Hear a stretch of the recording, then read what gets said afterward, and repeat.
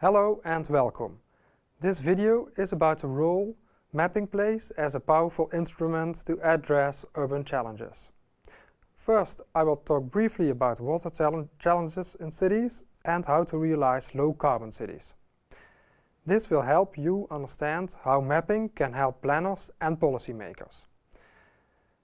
This elevation map of the city of Rotterdam shows the areas below and above sea level. Rotterdam is my first example of how maps have been used in successful projects.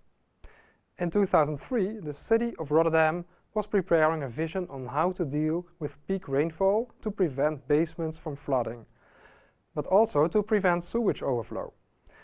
Until then, although small-scale solutions had been implemented, an overall approach was lacking.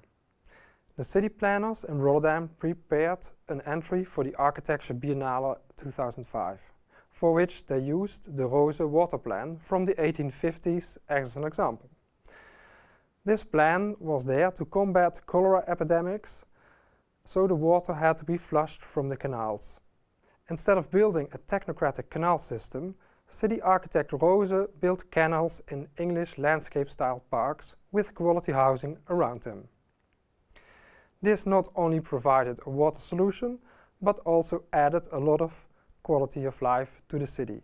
Now, 150 years later, these are still one of the best areas in the city.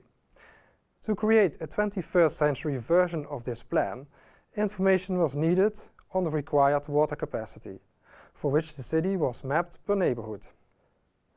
However, water was not the only issue. Other issues, for example concerning bad public space or poor housing quality, were also mapped.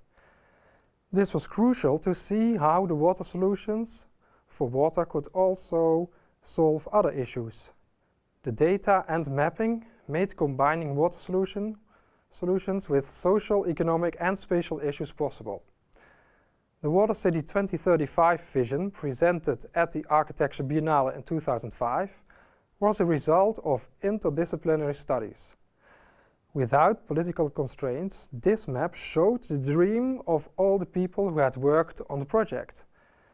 A large part of this dream was adopted by politicians at the opening of the exhibition. New projects and innovations like the water squares followed. Now, many years later, the city serves as an example of how these challenges can be approached. Another solution is the Green Roofs program, which was inspired by other cities. Mapping the potentials for green roofs also made people think about solar panels on these roofs.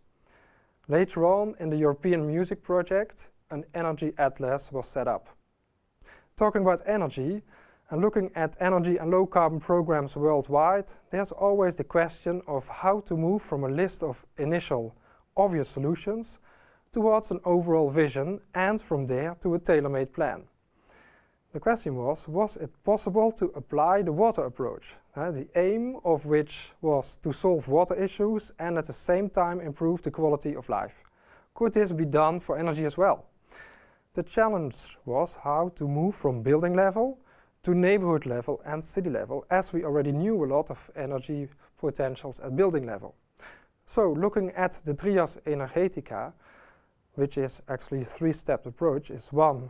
Reduce the demand of energy, 2. Generate sustainable energy, and 3. Provide clean and efficient energy. There's one important step that has not been included here, which is energy waste flows, like heat. Retrieving waste flows at building level, for instance when ventilating a building you lose heat, is very important because it leads to energy neutral or energy positive buildings. In the new STEP strategy, the first step is to reduce energy demand, the second to exchange waste flows, and the third to generate renewables. This means that step 4, having official fossil energy, becomes redundant. When starting at city level with step 1, reduction of energy demand, mapping is important. Energy use, reduction potentials and quick wins can all be mapped and feed into policies. Step 2, the reuse of waste flows, can also be applied to buildings with different waste flows. and on different scales to exchange between buildings and between neighborhoods. In the Rotterdam Energy Approach and Planning, which is called REAP, the 4 steps were systematically applied on the various scales. For instance, a supermarket can provide heat to apartments because it has a lot of cooling capacity, refrigerators. Or an ice skating ring, which has a lot of heat waste because it's a giant refrigerator, can actually feed its waste heat to a swimming pool. At city level, heat from waste can be exchanged with district heating and cooling. It is crucial to map sources and demand as done in the heat maps. This approach is also adopted by the city of Amsterdam, known as LES or simply Energetic Urban Planning. Step 3, generate sustainable energy or renewables, can be explained based on the following projects from the SREX project, which means Synergy between Regional Planning and Exergy. In this project, 3,000 new homes are in need of 10.5 gigawatt-hour electricity and 26.5 gigawatt-hour of heat. The question here is, what can be attained at local level from the plot which the buildings will be built on? To show this, the so-called energy potential mapping method was developed by Andy van den Dobbelsteen at TU Delft. Energy is space, because the renewables always need energy to be produced. So it is actually very important to plan energy spatially as well.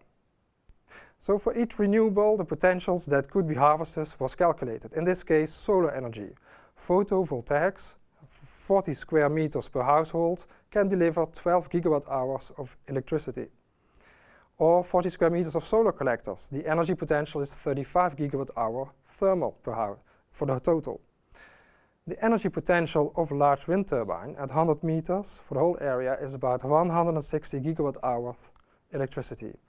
And this way we can go and look each layer. For wind at 30 meters, energy from household waste, which can be burned to make heat or electricity. Heat waste from 2 local factories has potential of 250 gigawatt hours thermal. There's more. There's biomass from the chicken farms, biomass from maintenance of parks and gardens, which can be found everywhere, plus biomass from maintenance of the nearby woodland and nature. There's also potential in the soil for soil heat exchangers, for heat cold storage, or geothermal energy. This way we get an interesting stack of information. A lot of information was available to the urban planners, who now could plan the neighborhood in an energy efficient way. The result was a low carbon neighborhood with the green pioneering field. Each was now linked to a different potential. Each part of the neighborhood, some choose on-site renewables, whereas others choose, for instance, the use of chicken manure to heat their homes. The result was an almost autarkic neighborhood. When energy potential mapping is done for the entire city, one can produce an energy atlas. The city of Amsterdam and Rotterdam have published an online energy atlas. There's also an initiative to make a national energy atlas. When doing step 1, 2, and 3, actually we have the right information to conduct scenario planning. For instance, with the GRIP tool, which was developed by Sebastian Carney in 2007. It allows stakeholders to challenge the energy mix and change it, so that they can see the effects which it has on the carbon intensity. This tool makes it possible to plan future low-carbon energy mixes for cities. This can result in action plans per sector. Let us look, for instance, at mobility and how this can change carbon emissions and at the same time improve quality of life. A green biking network provides quality of life and reduces carbon emissions, which can be calculated. Green tramways provide public transport, improve the quality of public places and reduce heat islands at the same time. Turning parking lots into parks gives room for walking and biking, improves public spaces and reduces again carbon emissions. The same goes for child-friendly neighborhoods. They have the same effect. Fewer cars, more walking and biking. The four-step approach is constantly backed up with data and maps. It leads to valuable information and actions. So now you understand that data mapping helped planners and policymakers with decision making. I hope these examples may serve as a source of inspiration to you.